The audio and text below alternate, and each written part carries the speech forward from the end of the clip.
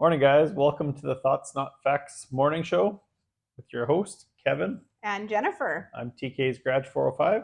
And I am free and on the road. Yeah, thanks for watching again. And episode 12 here. Starting to get into them a little bit. We're starting to try to be a little bit better about things and trying to stay on topic a little bit more. It doesn't usually happen, but hey, you guys, whatever. You can get mad at us, deal with it, don't deal with it, whatever. You can get mad at us. What are they going to get mad at us for? It's our thoughts. I know. Well, today's beer is tropical pale ale with passion fruit. She got this for her, but she's on a special diet here, so she can't drink it. So I'm going to have to taste it for her, and I'll let her know how it is. It's by Mother's Brewing Company out of Springfield, Missouri. You didn't show them the can. I know. I got to try it first. You normally show the can maybe first. I don't want to promote it. Oh. Wow. Ouch. Just kidding, guys. Yeah. I don't know if they can see. I don't know if they can normally see. They can normally see it a little bit. Sometimes it depends on how steady your arms are. That is ungood. Tastes just like I thought it would. Ugh. Ungood. I'm not drinking that one. Nope. Tropical pale ale with passion fruit. Not good. Oh, it smells. It smells almost IPA-ish. Actually, not too many beers I can't drink. Doesn't that taste IPA-ish? It says it's an ale. It does tastes not. Like a skunk's bum. It does not taste like an ale. It tastes. I didn't taste it because I'm not drinking it, but it smells more like an IPA than it does like a. That is bad. Okay, well, don't need that one. So maybe you guys can try it if you like. It doesn't taste like a pale ale to me, though. It does not taste like a pale ale. I mean, I didn't taste it. I can tell by the smell, and normally if I can smell it, it smells like that. That to me smelled like an IPA. It did not smell like a pale ale. Okay, well, that was not one we're going to be trying again. Yeah, I can grab another one if you want. Go ahead, grab another one. He's going to grab another beer. We're going to I need another one just to wash that one down. Number that was 2. Disgusting. We got a bunch of different small ones. That was gross. The good thing is that you guys get to see live viewing what it's like to taste beer that you've never had before. That was really bad. I don't usually get too many beer where I won't be able to drink it. Before he opens it, he's like so excited. Okay, so this is Mountain Fork Brewery. And I just realized this is the same brewery from the last one, and he liked the last beer, so maybe it'll be good. Same brewery, but this one's American Light Ale, so I think this is gonna be better. It's 4.2% alcohol, and it's called the Honky Tonk. The Honky Tonk, yeah. I mean, I bet you this one will be better because the other one was just slightly hoppy, and I bet you this one's gonna be. So normally, if Kevin likes one thing from one brewing company, that was like turpentine bad. Like that. Oh, you ever drank Varsol? No, me neither until just now. I don't know. It's still got that. No. Ugh. Okay, he's gonna have to. I think this one's okay, but he's gonna have to clear his palate. We're gonna have to. Yeah. I'm gonna smell it a little bit. This flush is the old palate a little bit. 100% American owned and made. Oh, this one smells good. It smells light and fresh. See, my smelling senses are better than they have been in a long time because I'm on this special diet, and this actually smells really good. That one was bad.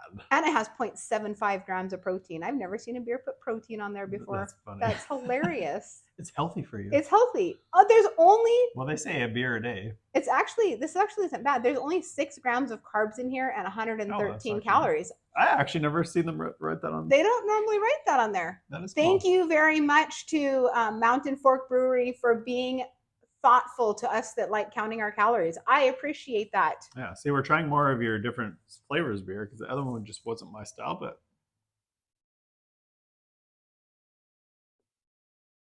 This is better. Yeah. I mean, way better than that one, but better than the last one too. So okay, this is what real beer tasting is like. Sometimes you have a beer and it is no gooder, and that's why we didn't want to get 6-packs. Can you imagine having a 6-pack of that? Eating like a hot pepper and then you can't taste anything else but the hot pepper for like a freaking hour. That was what it tastes like. Ugh, that was gross. Sorry, Mother's Brewing Company. That was not good. Well, if somebody likes that beer, hit me up in the comments because man, you guys must have a strong palate and a strong stomach. Wow. Anyway, so today's show, we're going to talk a little bit about kind of when we lived on the road there. That was kind of the premise of a lot of how we ended up where we are, and really, it is the premise of how we ended up where we were, where we are not today. And kind of want to talk about that a little bit and just sort of where we stayed and kind of some ideas of traveling around. Maybe we always try to talk about ways to save you money while you do travel. So, kind of just to get to the point there, we were living in Alberta, Canada. We had a house there. We had a couple houses in Saskatchewan still at the time. We ended up selling everything kind of back to back there, and we sold. We kept our house in Alberta, thinking we probably would come back. We came down here, planning to spend like a few months at the minimum down here, and then go back kind of during COVID. And yeah, we just ended up really liking it, so we decided to stay in. So we'll kind of start off our journey, I guess. We went across the border. I had to fly because I was at that particular time, I was just Canadian, and the rest of the family was dual citizen. And so she drove down with the camper. I flew out of Vancouver Airport. She picked me up in Seattle, and then we started our journey from there. And Just to clarify, the reason why he had to fly is because of COVID. The borders were closed. Yeah, so you couldn't drive, but you could fly. And there was nobody at all in the Vancouver airport. Like there was 2 flights going out that day, and mine was one of them. And they wouldn't even let me stay in the airport. They actually kicked me out until my flight was ready to go because there's nobody to watch me apparently. So, anyways, then we flew down. We landed in Seattle, and as soon as we landed in Seattle, it was business as usual. It was like everything was normal down here and everything, and that was one of the main reasons we stayed. And yeah, we love it down here, and it's been good. So we hit the road and we traveled to Oregon. Yeah, so we started in Washington. It was at like the peak of COVID, I guess, when we came down still. And so Washington had a lot of rules, and we were kind of trying to get away from that. That's why we were traveling, honestly, was to kind of get away from that and just be able to enjoy our family and enjoy the outdoors. So we drove right through Washington. We didn't even stay there. I actually maybe one day would like to go back with the kids a little more and do more traveling there. But we went straight into Oregon. Pretty well, yeah. And we stayed in Oregon. We actually only stayed there for about a week because it was like rainy and cold. And if anyone knows any Canadian, Canadians run from cold weather as fast as they can. That's one thing I've learned from living in Canada for 7 years, is that if they're Canadian and the weather's cold and there's an opportunity to be somewhere warmer, then why would I stay here? So we stayed in Oregon for about a week, but it kept raining and it was kind of cold, and it was really nice. It was beautiful. Like, it was just he decided, he was like, I just need to be in the warm. Like, let's just get to the warm. So I actually searched on the weather, and the warm, like it was still fairly warm. Like, I mean, it wasn't freezing or anything like that, but it was like still like warm-ish in Oregon, but it was raining, right? So it was just damp and kind of cool. So the closest place we could find that was like actually warm was in Northern California, and so we ended up going through Northern California there. And I don't remember if we stopped anywhere before we hit this place. I think we stopped at a couple of places, like just for a couple nights, but we never stayed for like a week. And I think what happened was it was such a big trip from Canada down. Like, we did that trip because we had to travel all the way across Canada before we came down the border there, because that's where the airport was. So we did like 3 or 4 days in Canada of driving before we got to the US, and then we did all that driving when we came down, and we actually did stop a couple times, because we remember we stayed in one place that was like a campground, and it was literally just like an arena parking lot that they painted lines on, and it was like $55 a night or something crazy like that. Actually, I think it might have been more than that, but it was like just crazy, and there was nothing even there. Like, it was. So that's why we kind of continued on. Well, we kept going until we found a place, and then we finally hit the point where we were exhausted, and I think that's what made us stop in Northern California. Yeah, so we found a place that was it's called Lodi, California, and it was just kind of, I guess we found it. It had a pool. It was really warm there at that time. When we got down there, I mean, it was still pretty. And it was April. It was like April or May. It was still pretty cold in Canada yet at that time, and we were kind of just ready to stop for a little bit. So they had a monthly special there, and we paid I can't remember exactly how much, but I think it was $375. I actually think we did the weekly there in Lodi. I thought, was it? Maybe it was $375 a week. I think because that was one of the most expensive campgrounds, because we didn't learn how to save money until probably a couple months into it. But it wasn't. I don't remember. I have no idea. There was some sort of weekly special there, anyways. At the time, I don't remember exactly how much it was, but we just thought, well, whatever, we'll just stop. And so we needed to unwind and let the kids kind of like. It was a lot. It's a lot. We sold I mean, we sold pretty much everything we owned. We put a bunch of stuff in storage and we started living in a camper. That was a huge change in our life. Like Another big huge. thing was when we were starting to travel, we brought so much stuff with us. Like we wanted to make sure the kids had toys, and we had all of our stuff and this and that, and so our camper was just full. We had tools in the truck and whatever. So after we kind of got going and we stopped and started a few times, we started realizing like we could get fast at like moving places, right? But it took us a while. It was like, okay, where does this stuff go, where does that stuff go? Mm-hmm.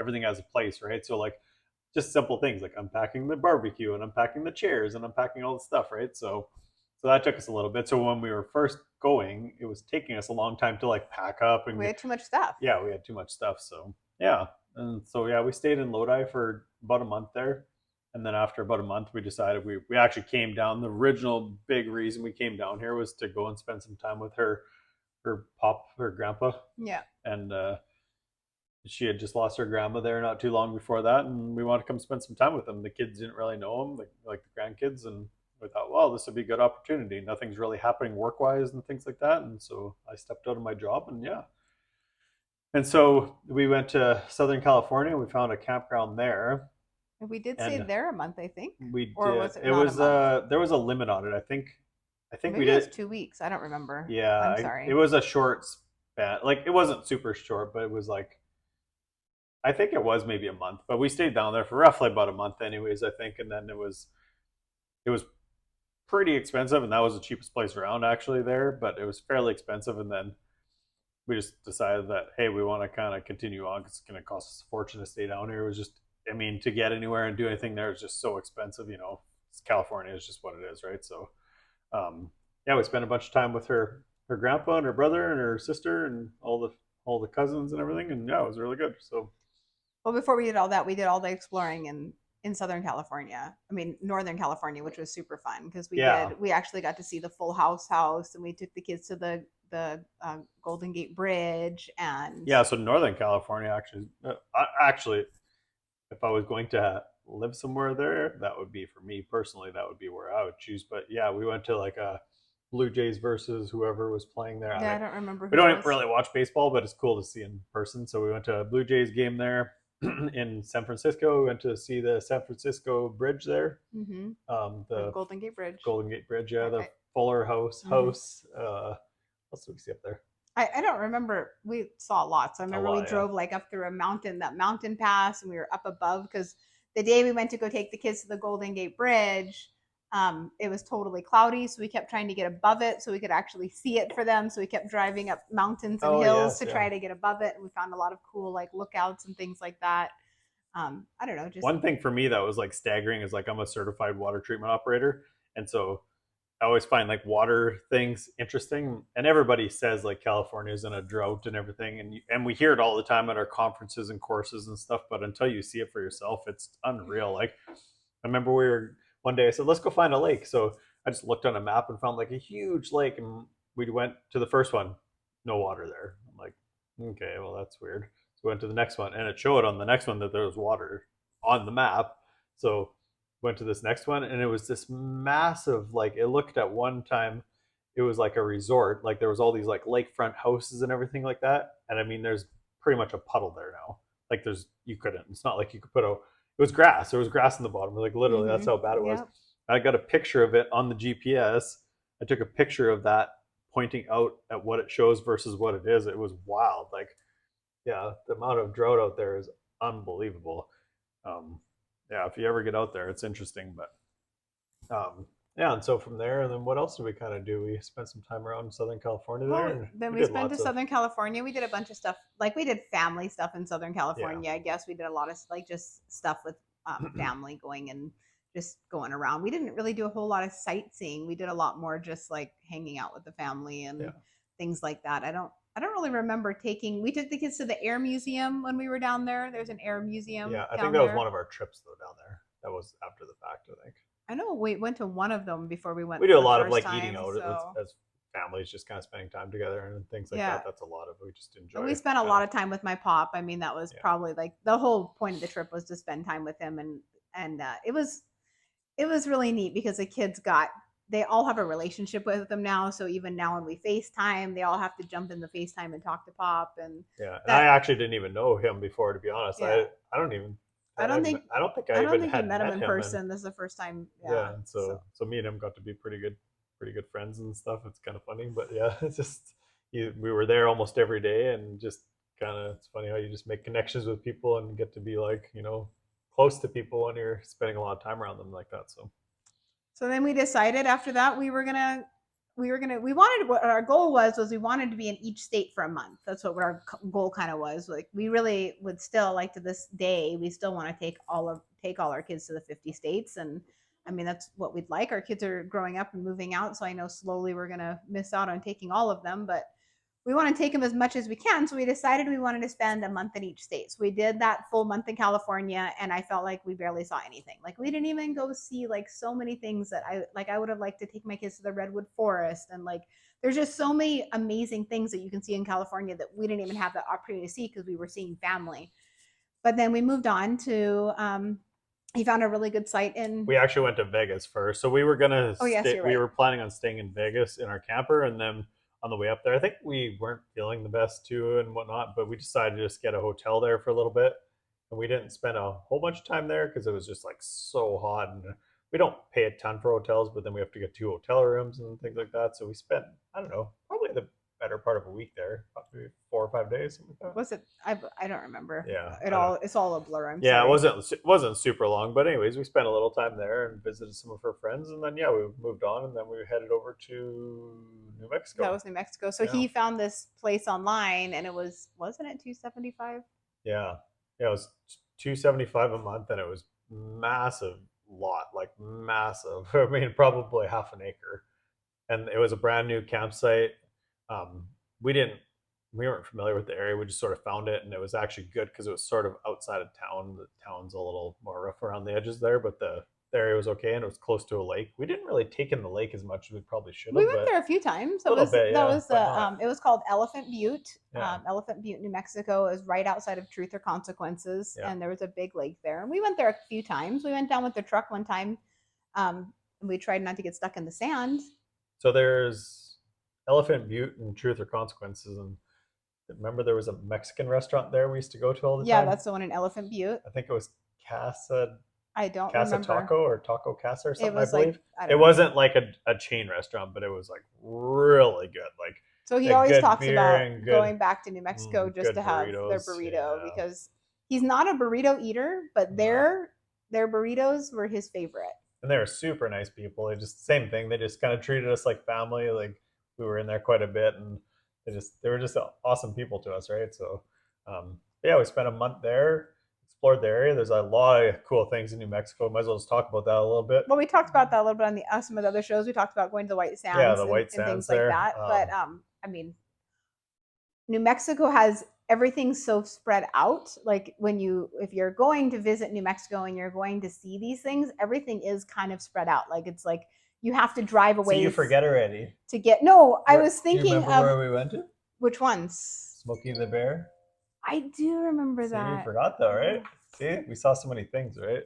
Yeah. I don't remember the names of all the towns, but there's a where the actual Smoky, like what do they call it? Smokey the Bear. Smokey the Bear. Smokey the Bear was actually like originated. It was an actual bear that they had found one time during like they rescued him. Yeah, during a burn, and that's how this whole Smokey the Bear name came to be. And they have a whole interpretive center there for it, and like it's pretty cool actually. It's kind of like just a little thing to do for the day. There's another town with aliens. The town. Oh, I can't remember the name. Tulum. No, I want to say it was Oh, I don't know. Taos, but that's wrong. I'm just making things up Anyways, right now. there's a town that's like all alien stuff out there and whatever. And was that and where the thing was? No, that's another one. Oh, that was on our way. That was in Arizona. Arizona, yeah. When you're passing through Arizona, there's signs for like 100 miles. Did you see the thing? Have you seen the thing? And then yeah, we ended up stopping there on one of our journeys there, and it must have been when we first came down because John was little and he was scared. Yeah.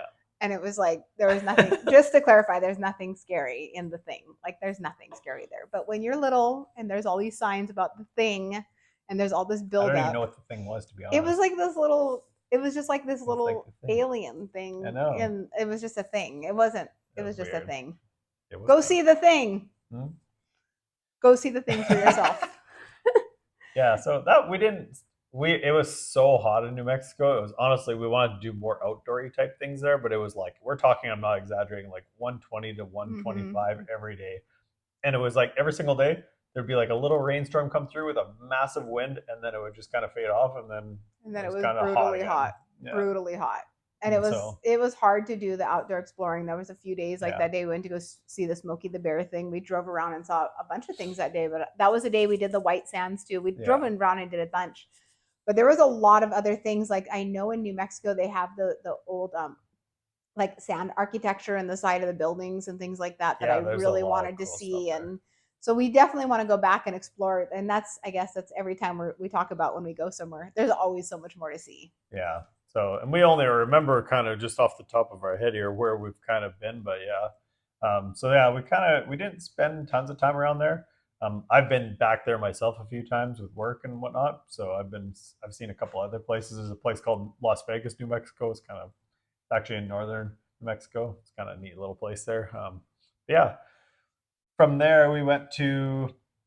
So we actually, you can tell the story because this is your story of how we found this campground. So she was looking for a campground. We were both kind of trying to find something, and so the biggest thing we wanted to find was something with a monthly rate. Because if you pay a daily rate, it's like most places are still 40, $50 a night, unless you go to like, there is other places, but for the most part, if you find an RV park, but if you do like a monthly rate, they're like about 250 to 400, 450 kind of range, something like that, a month, right? And so, So yeah. I found this site, and it was in Springtown, Texas, and Yeah. I was so excited. It was like their site looked beautiful. It looked like it was a new campground. So they didn't have a whole lot of pictures, which is almost sometimes better And you because called them actually. yeah, no, but it was like I was like, oh, this looks like it's perfect. They're a newer campground. They say they're Mhm. under new management.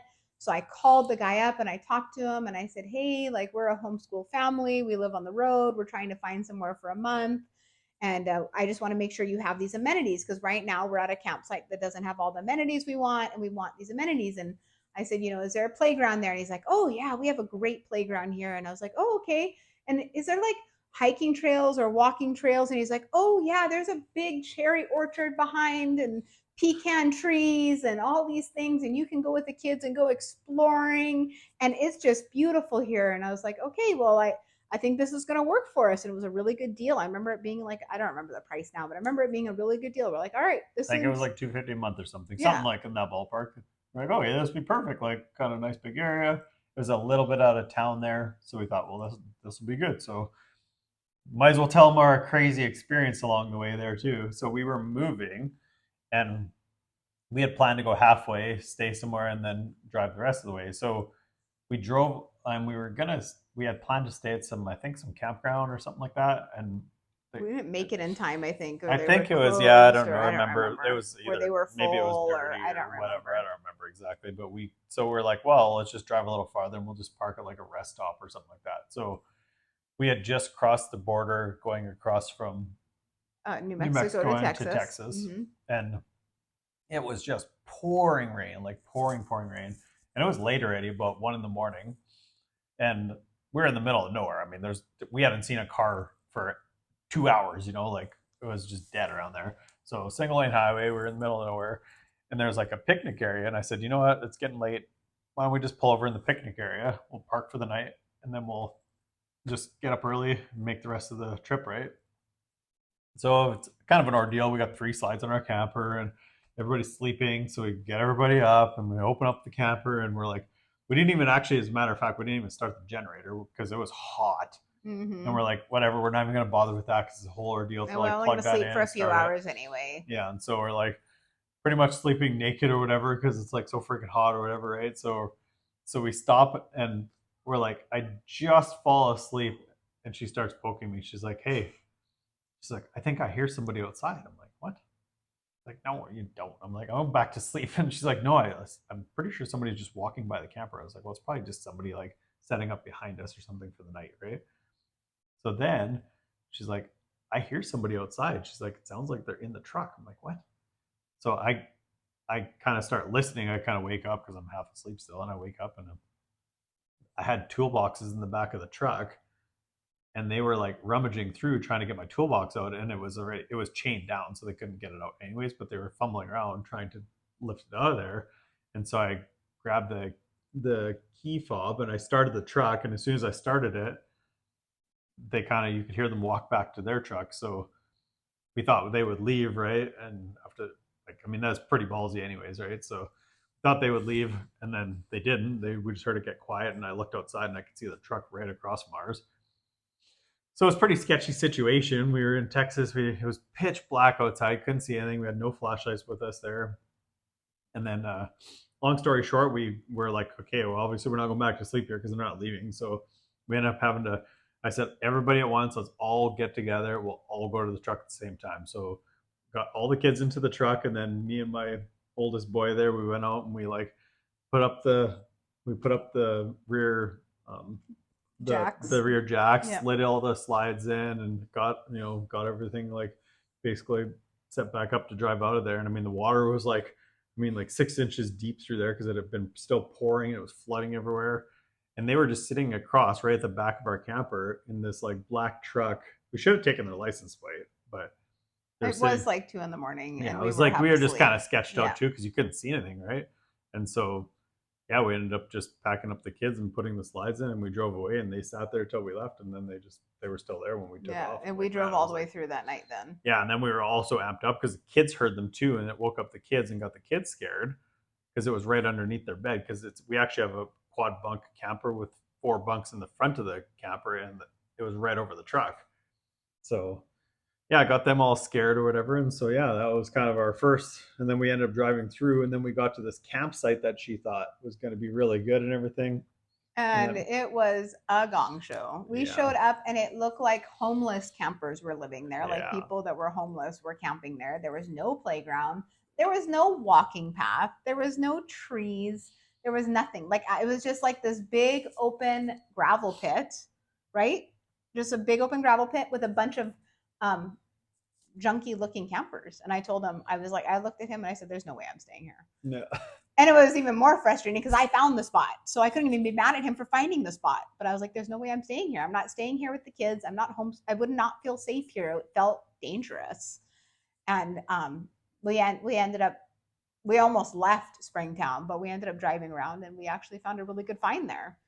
Just by fluke. Yeah. I said, you know what? Why don't we just we'll find a campsite for the night, and we'll figure it out once we get some sleep or whatever, right? So we were just driving to town. I said, well, what about this place? And we drove in there, and they had a pool and concrete spots, and there was a couple of rougher campers, but for the most part, they're better. And we went and talked to them. We're like, we're trying to get like the bad campers out of here and bring more families in. And they had a deal that if you came in that month, that they give you a better deal. And so I think it was like, I don't know, something like $400 a month.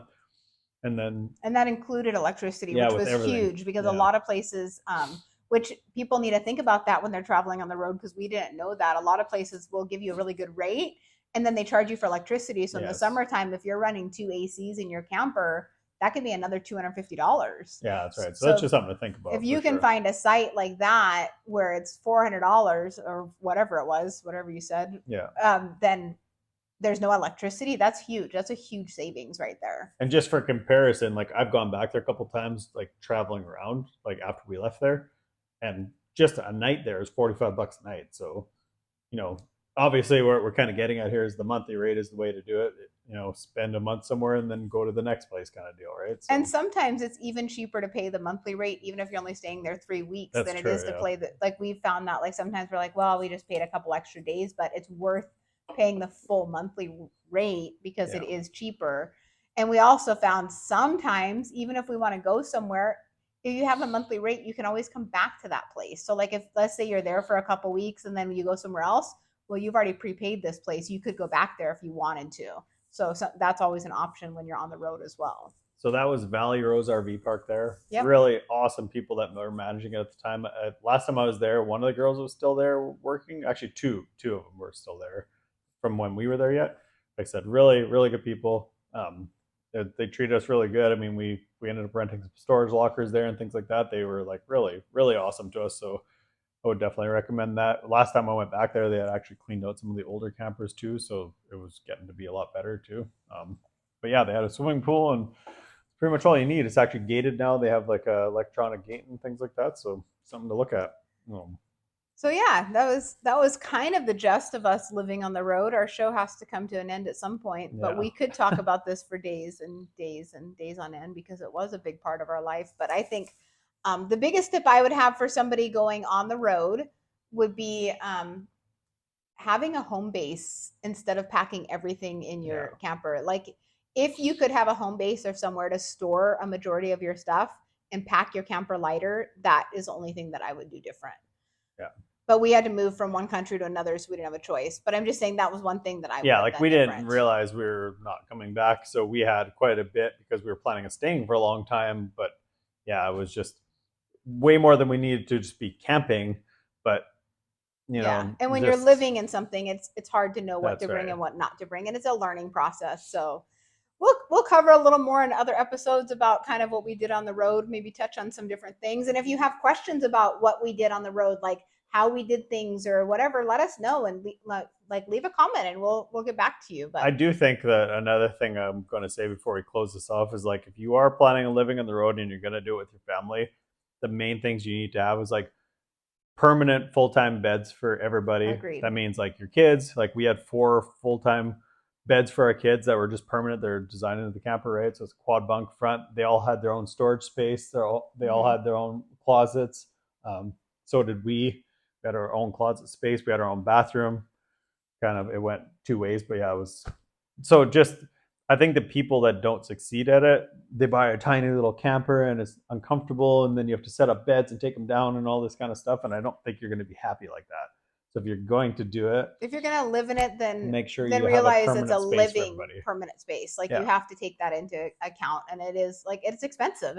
The startup cost is expensive. That's right. You're not going to be if able you're to gonna do it if you're going to do to it be happy. Yes, exactly. Yeah. So well, All right, anyway, guys. I have to do my Oklahoma fact and close out the show. I know, Even that's though what I was gonna say. All right, guys, it's our Oklahoma fact time. Okay, so I got better at this. I actually planned. So today's Oklahoma fact is a world's first parking meter, known as the Park-O-Meter #1, was installed in Oklahoma City in July of 1935. So what's really interesting is that a lot of people didn't want it, but it was like so popular that by the 1940s, there was 140 parking meters operating in the US. And that all started from a guy in Oklahoma. And he actually wasn't from Oklahoma, which is really crazy that I chose this fact today because he was from New Mexico. So after our show, it kind of all wrapped around to that he actually came from New Mexico to Oklahoma and introduced the first parking meter. Speaking of New Mexico, Breaking Bad, I don't watch it. That's Albuquerque. Texas, we were just outside of Dallas there. Gas Monkey Garage, those are ones to check out. And then Summit Racing. If you guys are into cars, I'm supposed to have a car fact every time. Check out Summit Racing and just outside of Dallas there, or Ohio. Or Ohio. So I think that wraps it up for today, right? Yep. Unless you have more. No, that's good enough. You sure? Yeah. Well, I mean, I could go for days, but we could go for days, but that's why we break it up in 30-minute increments, right. So you can have 30 minutes. Our shows are getting longer. We're trying to keep them shorter, but we have to tell you guys everything about where we've been, so you can kind of get a feel of where you want to see. Yes, that's right. So thank you. We appreciate all of everybody who has liked, followed, subscribed, shared. We really appreciate the support. We've had lots of feedback so far. We've had lots of you message us and say how much you enjoy the show and the things you do like about it. And we love hearing that. So keep it up. Keep following TK's Garage 405. TK's Garage 405, and this is Free and on the Road. Yeah. And this is the Thoughts, Not Facts Morning Show. Appreciate it, guys. Have a good day.